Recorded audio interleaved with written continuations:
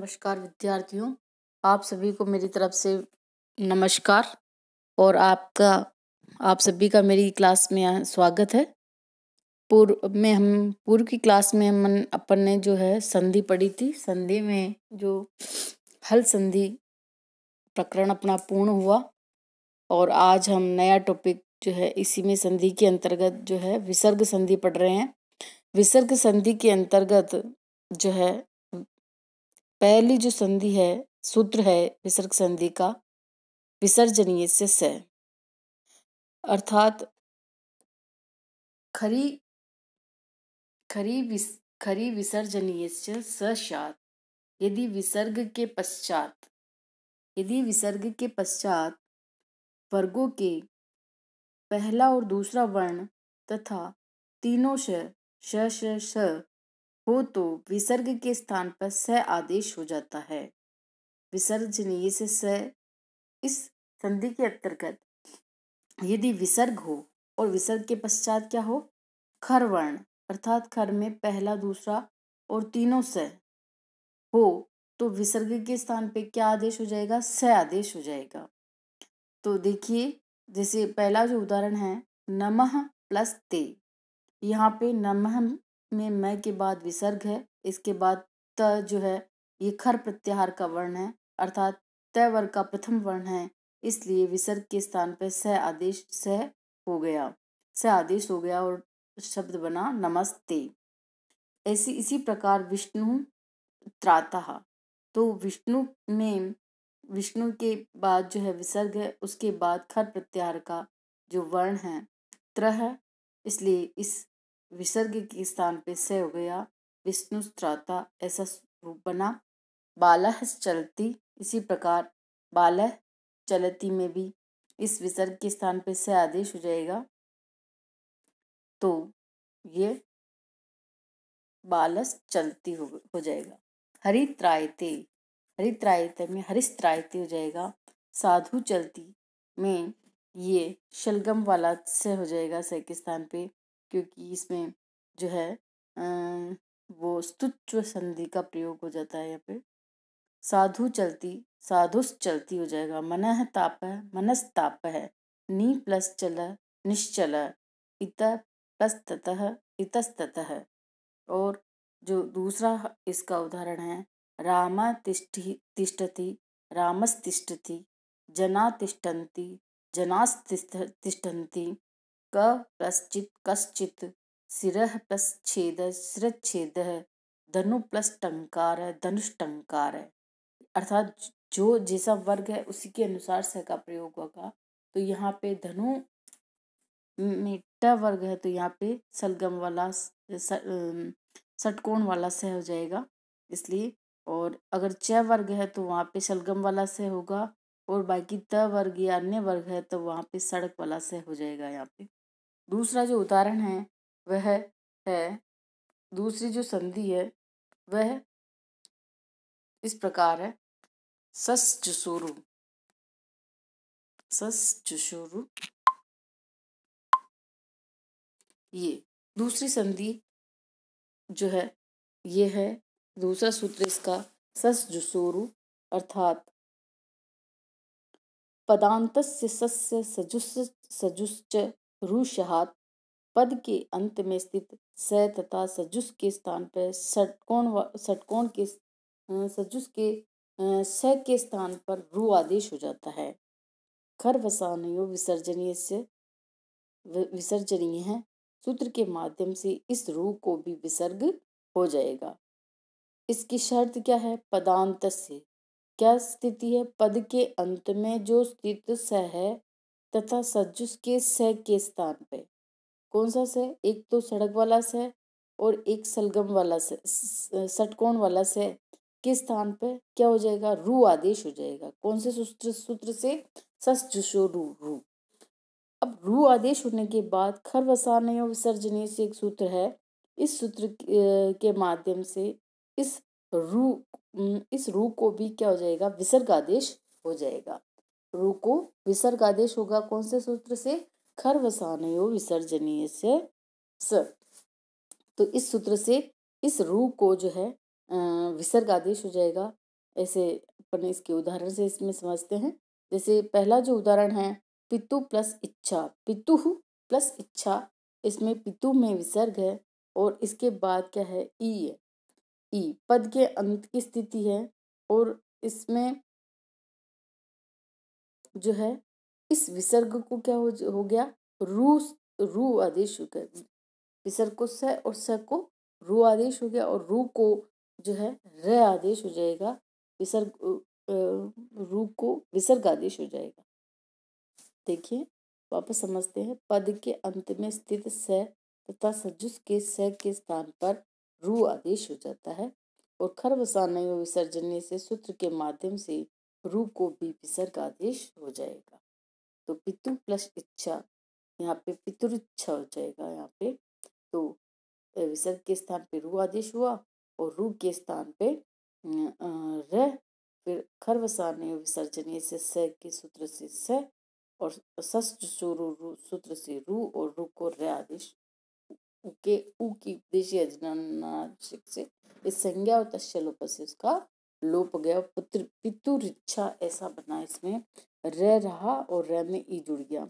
इसी प्रकार हरे प्लस द्रव्यम, हरे द्रव्यम, यहाँ पे रह जाएगा। पहले इस पद के अंत की स्थिति में ससु से इस विसर्ग को स आदेश, स को रू आदेश और रू को र आदेश हो जाएगा। शिशु आगच्छति में शिशुर आगच्छति हो जाएगा। गुरु भाषण में गुरु भाषण हो जाएगा। विष्णु माया में विष्णु माया हो जाएगा। हरि प्लस अवदत में हरि अवदत हो जाएगा। करने का मतलब है कि विसर्ग को क्या होगा, स को रू और रू के ऊ की उपदेशन अर्जनोनास्तिक संज्ञा की और र शेष रह जाएगा इससे रू। और कभी कभी जो है ये खरवसाने विसर्जने से सूत्र से रू को भी विसर्ग वापस विसर्ग प्राप्त हो जाता है। तो जो उदाहरण है, हरिर प्लस अवदत में हरिर अवदत, वधु प्लस ऐशा में वधुरस्या, विसर्ग के स्थान पे रू और रू को र आदेश रह जाता है। अगला जो सूत्र है वह है इसी के अंतर्गत अतोरोर प्लुताद प्लुते, अतोरोर प्लुताद प्लुते एक सूत्र है, वो इस प्रकार है। हाँ, यह अतोरोर प्लुताद प्लुते, इसके अंतर्गत देखते हैं। ये जो है तीसरा है, अतोरोर प्लुताद प्लुते अप्लुताद तह परस्य रो रुषात अप्लुते पिही, अर्थात अप्लुत अ से परे रू हो और तथा रू से भी परे अप्लुत अ हो विद्यमान हो तो रू के स्थान पे उ आदेश हो जाता है तथा गुण एवं पूर्व रूपादि कार्य होते हैं। कहने का मतलब है कि अप्लुत अ से परे रू हो, है ना, अ हो, अ से परे रू हो और उसके बाद अप्लुत अ हो, इससे भी परे अप्लुत अविद्यमान हो तो रू के स्थान पे उ आदेश हो जाता है और उसके बाद गुण और पूर्व रूप कार्य होंगे। जैसा पहला जो उदाहरण है, शिव प्लस अर्च्य में शिवो अर्च्य, यहाँ पे विसर्ग से पहले क्या है, व में अ है, उसके बाद विसर्ग के बाद भी जो अप्लुत अविद्यमान है, ऐसी स्थिति में इस विसर्ग को क्या हो जाएगा, उ आदेश हो जाएगा। उ होने पर उ और ए दोनों मिलके गुण हो जाएगा, आद गुण सूत्र से ओ हो जाएगा। तो क्या बना, शिव ओ अर्च्य। फिर इसका पर रूप एकादेश हो जाएगा। पर रूप एकादेश में अ हट के पर अवग्रह का चिन्ह लग जाता है इसमें, तो शिव अर्च्य बनेगा। देव प्लस अधुना, यहाँ पे विसर्ग से पूर्व में अ है, व में अ है, अप्लुत अ तथा इसके बाद विसर्ग के बाद भी अप्लुत अ है। ऐसी स्थिति में इस विसर्ग को उ हो जाएगा और उ के बाद ये जो अधुना वाला अ है ये दोनों मिलके गुण होगा और ओ जाएगा। ओ के बाद पर रूप एकादेश करने पर ये जो है अवग्रह वाला चिन्ह लग जाता है अ हट के, तो देवो अधुना ऐसा बनेगा। इसी प्रकार अन्य उदाहरण में भी ऐसा ही देखना चाहिए। जैसे राम प्लस अस्ति में रामो अस्ति, य प्लस अपि में योपि, प्रथम प्लस अध्याय में प्रथमोध्याय, नृप प्लस अवदत में नृपो अवदत, स अपि में सोपि, बालकः प्लस अवदत् में बालको अवदत्, देव देवः प्लस अत्रः देवोत्रः। इस प्रकार यह बनता है। सिचुएशन क्या है, कंडीशन क्या है, अतोरोर प्लुताद प्लुते के में अप्लुत होना चाहिए, उससे परे रू हो, रू से परे अप्लुत विद्यमान हो, तो इस रू के स्थान पे क्या हो जाएगा, उ आदेश हो जाएगा। उ आदेश होने पर फिर गुणकारी होगा और पर रूप एक आदेश हो जाएगा। ये सब करने के बाद ये स्थिति बनती है, जैसे शिवो अर्चे देवो धुना रामो वस्ति योपि प्रथमोऽध्याये नृपो अवदत् सोऽपि बालको अवदत् देवो अत्र है। इसके बाद जो है चौथा सूत्र है हसिच्य। चौथा सूत्र आएगा हसिच्य। हसिच्य में देखिए, जैसे अप्लुतादः परस्य रो रु शात हसी, अप्लुताद परस्य रो रु शात हसी। इसका अर्थ है यदि अप्लुत ऐसे परे रू हो तथा उस रू से परे भी क्या हो, हश हो। हश अर्थात वर्गों के 3, 4 और 5वां वर्ण तथा ह य व र, ह य र ल हो तो रू के स्थान पे उ आदेश हो जाएगा तथा उस ओ को भी क्या होगा, गुण ओ आदेश हो जाएगा। कहने की का मतलब है कि अप्लुताद अप्लुत में क्या था पहले, अप्लुत ऐसे परे रू था और रू के बाद क्या था, वापस अप्लुत था। लेकिन यहाँ पे ऐसी कंडीशन नहीं है, पहले ए से परे रू हो और रू के बाद हस प्रत्याहार हो। हस के अंतर्गत वर्गों के 3, तीसरा, चौथा और 5वां वर्ण तथा ये है य र ल हो तो क्या होगा, ऊ को रू को ऊ आदेश हो जाएगा, फिर गुण होने पर ओ हो जाएगा। अब बाद में अप्लुत होना जरूरी नहीं है, बाद में हस प्रत्याहार हो तो ऐसी कंडीशन होगी हसीचे सूत्र से। तो देखिए वापस, यदि अप्लुत ऐसे परे रू हो तथा उस रू से परे भी हस अर्थात 3, 4, 5 वर्ण तथा है या रल्लय हो तो रू के स्थान पे क्या हो जाएगा, उ आदेश हो जाएगा, तब उ को भी गुण ओह आदेश हो जाता है। जैसे देखिए उदाहरण में देखते हैं, जैसे शिव प्लस वंद्य, शिवो वंद्य है। क्या हुआ, इस विसर्ग से पहले क्या है, वह है, वह में अप्लुत अ है, उसके बाद क्या है, अप्लुत अ नहीं आया, इसमें हस प्रत्याहार आया।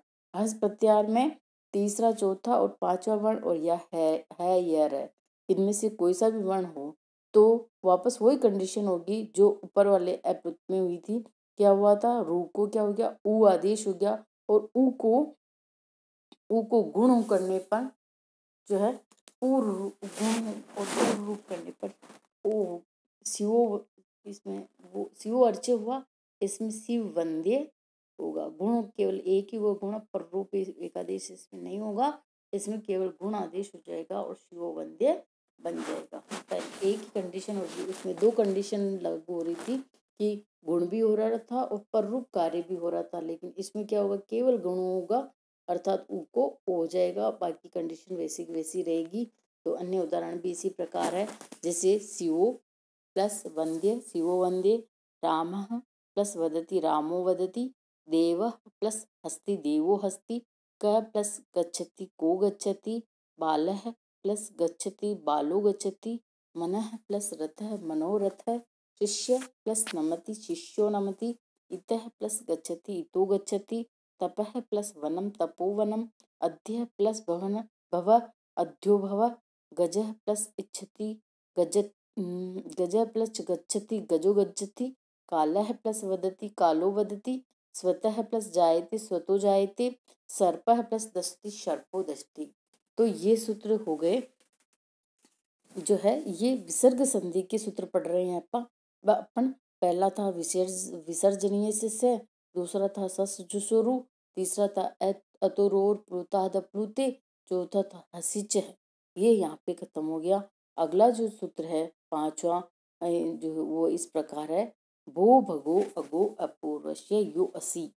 सूत्र का जो है नाम है भो भगो अगो अपूर्वश्य यो असी, अर्थात इसमें कि एतत् पूर्वस्य रोर्यादेशो असि, अर्थात यदि रु से पूर्व में, रु के पहले क्या क्या हो, भो हो, भगो हो, अगो तथा ये तथा तथा क्या कंडीशन हो, अ या आवर्ण हो आते हो, तो रु के पश्चात भी अस प्रत्याहार का कोई वर्ण विद्यमान हो तो रु के स्थान पे ये हो जाता है, तथा इस ये को भी लोप हलि सर्वेश्याम से हो जाता है।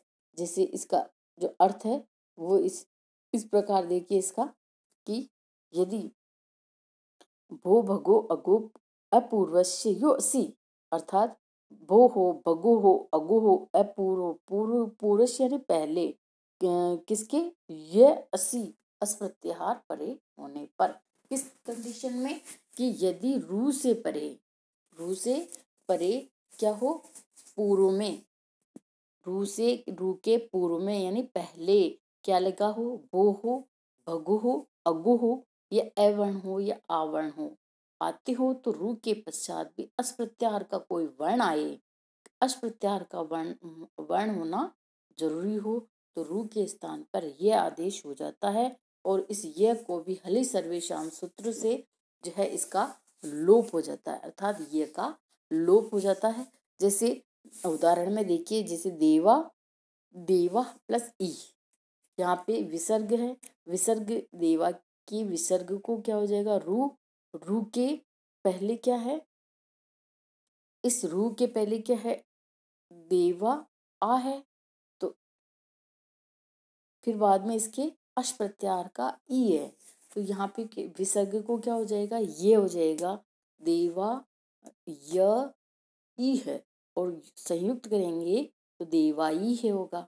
ऐसे ही भो है, तो विसर्ग से पहले क्या आ गया, भो आ गया, अब उसके बाद अश प्रत्याहार का द वर्ण आया है, तो इस विसर्ग को क्या हो जाएगा, ये आदेश हो जाएगा, और ये आदेश होने पर इसका संयोग करेंगे तो भोय देवा बनेगा, हलि सर्वेशाम का से लोप, ये का लोप हो जाता है, तो भो देवा रह जाता है। भगो नमस्ते, उसमें भी यही कंडीशन है, भगो में जो है विसर्ग से पहले भगो है, इसके बाद अश प्रत्याहार का वर्ण न है, तो इसको विसर्ग को ये हो जाएगा, तो भगो नमस्ते की जगह क्या बनेगा, भगोए नमस्ते बनेगा, हलि सर्वेशाम से ये का लोप हो जाएगा, तो भगो नमस्ते बन जाएगा। नरायांति में भी नरायंती, नरायंती, देवा नम्या, तो देवाय नम्या, और हलि सर्वेशाम से इसका लोप हो जाएगा, तो क्या बनेगा इसका, देवाय नम्या। तो इस प्रकार अपन ने ये पढ़े। इसका जो अब जो पढ़ने जा रहे हैं वो छठा वाला सूत्र है, रोरी। रोरी सूत्र जो है ये क्या कहता है, इसकी वृत्ति से देखिए, रेफस्य परे रेफे, रेफस्य रेफे परे लोपशात, रेफस्य रेफे परे लोपशात, अर्थात रेफ के जब र के पश्चात र आए, र के पश्चात र आए, तो पहले र का लोप हो जाता है। जब र के बाद र आए, अर्थात पहले र विद्यमान है, उसके बाद भी अगर र आता है तो कौन से वाले र का लोप होगा, पूर्व वाले रूप का र का लोप हो जाएगा। वापस देखिए, रोरी अर्थात रेफस्य परे, रेफस्य रेफे परे, रेफस्य र के रेफे र परे होने पर लोपश्चात, पूर्व जो पहले वाला र है उसका लोप हो जाएगा। तो देखिए जैसे उदाहरण में पुनर्रमते, यहाँ पे पहले क्या है, पुनर का र है, उसके बाद भी क्या आ रहा है, रमते आ रहा है, तो जो पहले वाला है र इसका लोप हो जाएगा, केवल एक ही र रहेगा, पुनर्रमते। बहुत इजी है ये। शंभुर राज थे, शंभु राज थे, यहाँ पे भी दो र हैं, तो पूर्व वाले र का लोप हो जाएगा, शंभु राज थे ये बनेगा। हरिरम्य, हरिरम्य में भी र का लोप हो जाएगा, दो र आ रहे हैं इसलिए पूर्व वाले र का लोप हो जाएगा, तो हरिरम्य बनेगा। शिशुर रोदती, शिशुर रोदती में दो र हैं, तो पूर्व वाले र का लोप हो जाएगा रोरी सूत्र से, तो बाद में बनेगा इसका शिशु रोदती। तो इस प्रकार अपन ने जो है आज विसर्ग संधि के बारे में पढ़ा। अगली क्लास में हम विसर्ग संधि के अंतर्गत कुछ जो महत्वपूर्ण सूत्र बच रहे हैं उनको मैं पढ़ाऊंगी। धन्यवाद।